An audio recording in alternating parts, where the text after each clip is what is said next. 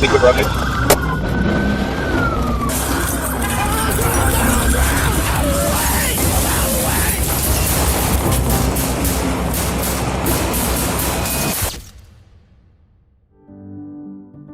It was December 21st, 2024, the final weekend before Christmas, with malls across Central Texas packed with last-minute shoppers. Amid the rush, police were tracking a black pickup driving erratically along I-14, possibly under the influence.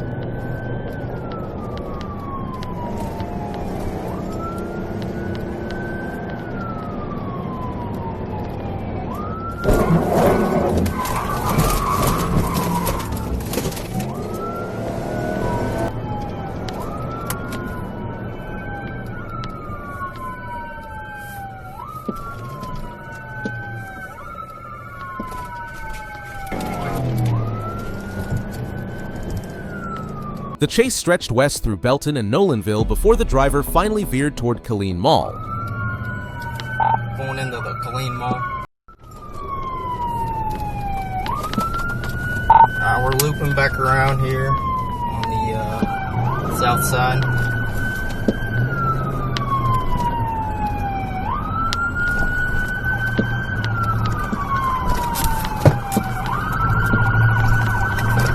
South Mall and Park House at 57.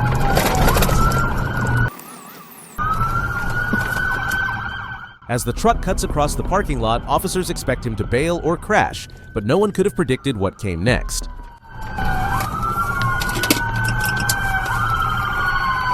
Any quick rotates.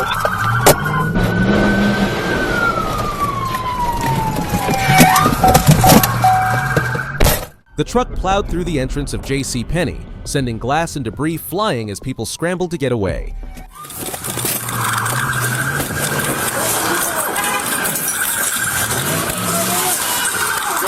Down on the ground! Down on the ground! Down! Out of the way! Out of the way! Move out of the way!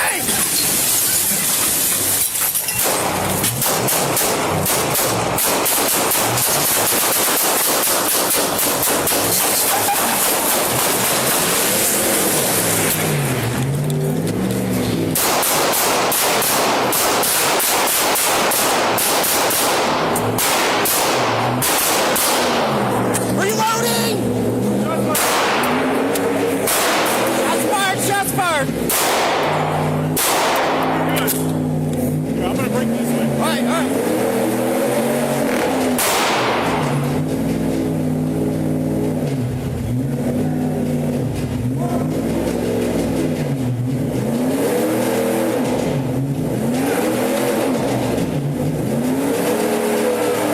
After the gunfire, officers moved in and found the driver, 53-year-old John Darrell Schultz of Kempner, Texas, deceased inside. Hey, we have EMS on the way? Yeah, we got EMS coming. We need EMS. We got a lot of EMS coming. Here! I think he's checking for Truck 4 in here. One suspect. name Schultz, Sam Charles Henry, Union, Lincoln Tom Zuba, first name John with an H coming to him. 5 people, ranging from 6 to 75 years old, were injured by debris or impact, but all survived. It was later revealed that Schultz had a prior DWI arrest in 2022, where he admitted to drinking heavily every day, though whether alcohol played a role in this crash remains unclear. In the end, it stands as one of the most chaotic and destructive pursuits ever to unfold in Central Texas. Right here. What's up the west? What's up the west? You don't get touched. All right, here. You guys good? All right.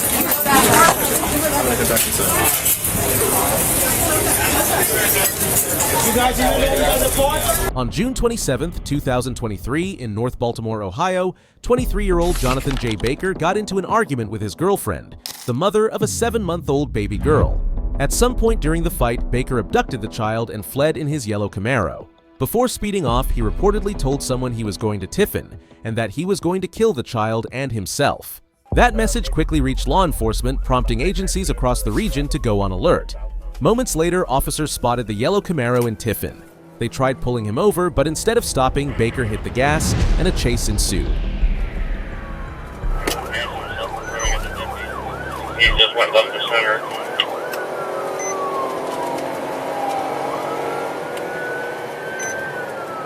Crossroad on Sandusky Street. Coming up that elbow. I'm behind the vehicle, coming up that elbow. Station, I'm behind the county unit. We're still southbound on Sandusky. Coming up Euclid. Just went off the road into the side of a house. Without any interference or obstruction, the vehicle veered off the road and slammed into a home on South Sandusky Street. It's like 607 South Sandusky. Into a house, I believe. I'll be all done.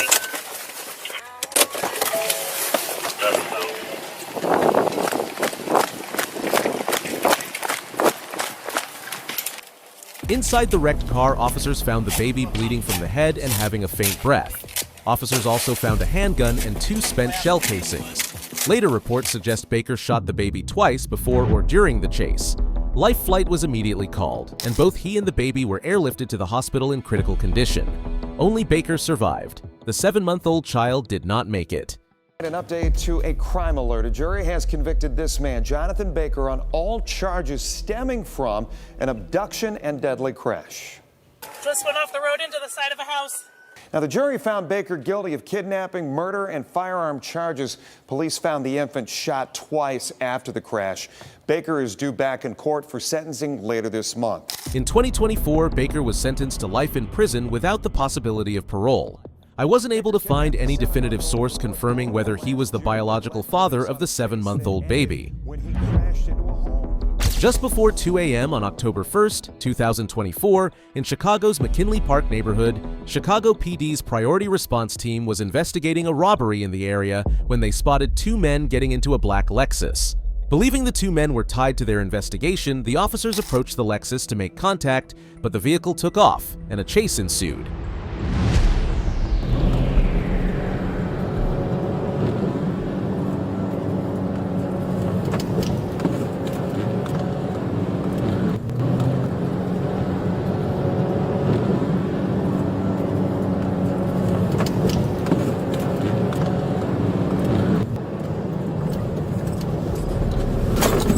Yeah. I need some caution tape down here as well.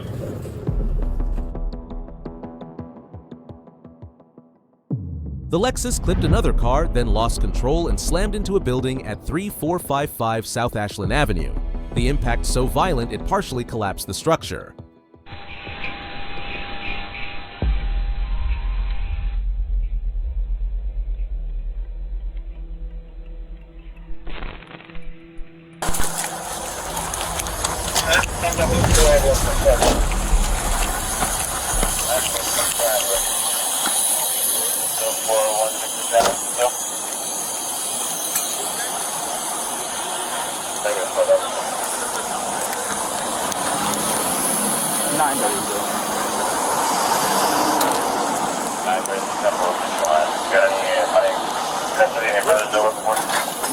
It looks like he ejected from the front of the window. He's right here.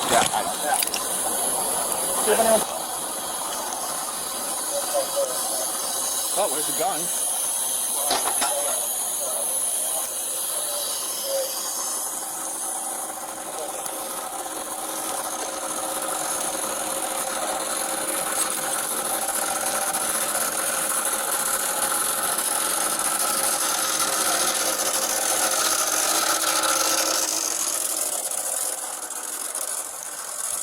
He might still be alive. I think he's moving.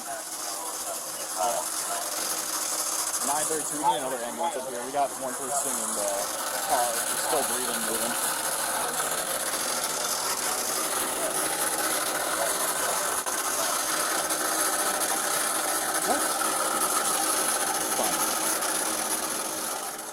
Turns out there were 3 young men in the fleeing vehicle. The back seat passenger, 18-year-old Luis Angel Mendez Reyes, got ejected and was pronounced dead at the scene. The front seat passenger and driver were both taken to the hospital in critical condition. Investigators recovered 2 loaded firearms in the vehicle. Fortunately, the driver of the turning SUV suffered only minor injuries. Don't move. Don't move. There's an ambulance coming. Do not move.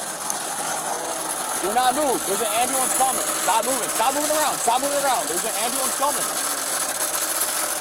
Stop moving. Stop moving. Hey, stop moving, man. Don't move. Don't move. Stop moving. Stop moving. Bro, stop moving. Stop moving. An ambulance is coming. I got it. An ambulance is coming. Stop moving. You'll be fine. Stop moving around right now, dude. It was a quiet night on August 10th, 2023 in Westmont, Illinois, when a police officer driving west on 59th Street near Diane Main Park spotted a car leaving a parking lot with its headlights off. When the officer's spotlight hit the vehicle, the driver refused to stop, leading to a brief but dangerous pursuit through the neighborhood.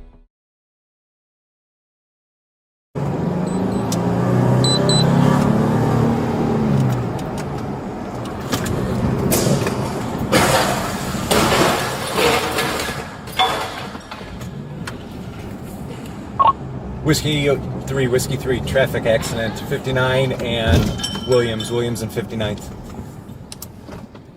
10-4, GFE. Give me units out here, vehicle versus a house, and yes.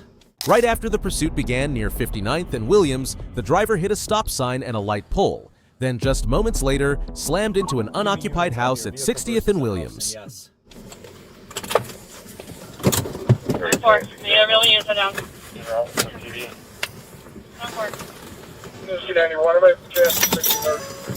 Ma'am, are you okay? Are you okay? The driver, Ronald Neal, was arrested and charged with aggravated fleeing and eluding. A $150,000 arrest warrant had been issued shortly after the crash. Miraculously, no one inside the home was hurt. The house sustained damage but was unoccupied at the moment of impact. On January 12, 2023, in Bristol, Connecticut, BPD officer Joshua Pratt finally spotted the stolen vehicle they'd been tracking at the Mountain Laurel Apartments on Davis Drive. But before they could make the stop, 39-year-old Jimmy Shoemaker Gonzalez did the unthinkable. He jumped into a police cruiser and sped off. So how did we end up here exactly? It started just after 12 o'clock in Farmington, when officers responded to a motor vehicle complaint on Route 6 near the Bristol town line. By the time they arrived, the car they were looking for had crashed into a rock wall at the entrance of the Westwoods 2 apartments. Police say that car had been stolen. Police say the suspect then stole another car at knife point from the complex, leaving a Farmington man with minor injuries. The suspect then drove off into Bristol. With multiple carjackings under his belt, Shoemaker Gonzalez reached the point of desperation and jumped into Sergeant Pratt's running cruiser. Officer Seth Petzing fired 4 shots as the suspect sped off, striking him in the hand and both legs. Even wounded, he continued his escape. What you're seeing now is the dash cam from Officer Pratt's cruiser in the hands of Shoemaker Gonzalez as he drove off.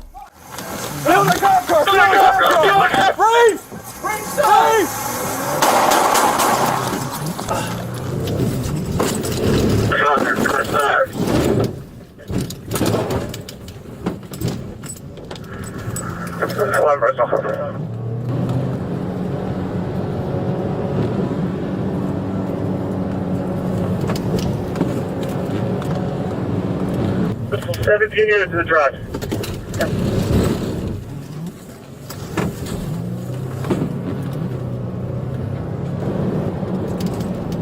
2217 clearance. Yeah. I need some caution tape down here as well.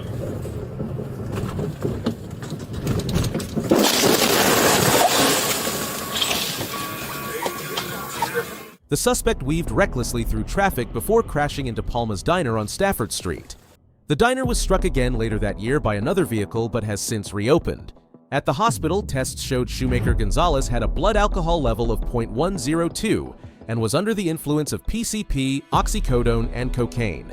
In May 2025, he entered an Alford plea and was sentenced to 6 years and 9 months in prison, plus 3 years of probation, with up to 15 years if he violated release terms. On May 7, 2025, in Centennial, Colorado, Douglas County deputies were already in pursuit of a stolen Infiniti out of Denver, first flagged by a flock camera earlier that night near Castle Pines Parkway. The chase was unfolding along Arapahoe Road, the suspect pushing high speeds through the highway stretch. 10-470 in case it goes east.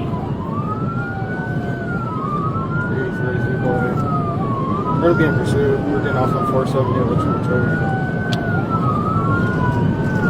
344 Adam on second, I'll call it.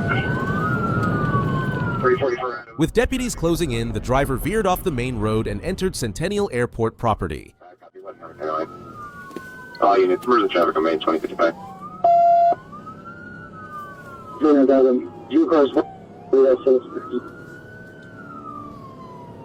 344 Adam, if I need somebody behind us, it's at Sticks at the intersection at East County line. Keep the I got it. Remember, if we do felony stop, we're going to go This is going to be Karina. Go right. 344, we're at the airport now. 22.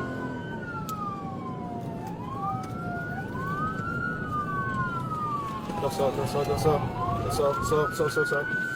Stop, stop, stop, stop, stop, stop. 344, you just crashed into a building. Give it the air, only stop. The stolen car lost control and slammed into a hangar-style building on airport grounds, ending the pursuit in seconds. Okay. 2 people were taken into custody, including the driver, who was charged with motor vehicle theft, felony eluding, and reckless driving. Another occupant was found to have outstanding warrants, while a third was issued a summons for possession of drug paraphernalia. The airport building sustained damage, but no one was injured, and deputies credit the flock alert and quick coordination for bringing the chase to a safe conclusion.